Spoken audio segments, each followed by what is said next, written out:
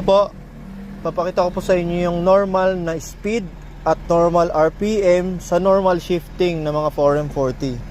Okay?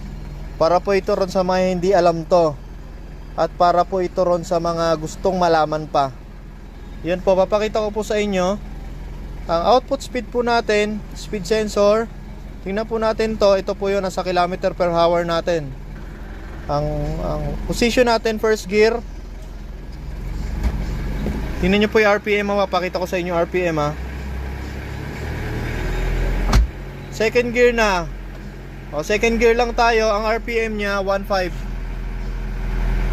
Okay, 1.5 ang RPM. Then i-third natin, blurred. Third, around 40. Fourth gear 50.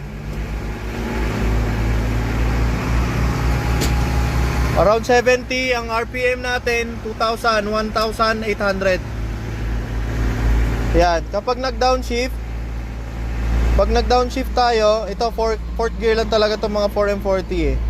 Pag nag-downshift tayo, balik sa normal RPM.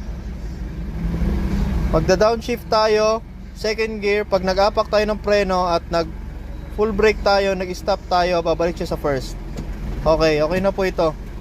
Ito Pajero na to, naging problema nito, hindi siya nagda-downshift ng first gear, downshift siya ng second gear. Kaya okay na to, goods na to. Ito po ang normal na shifting ng mga Pajero 4M40. Okay. Pero ito po unit po na to ay Montero. Yan, Montero. Okay na po. To release na po ito.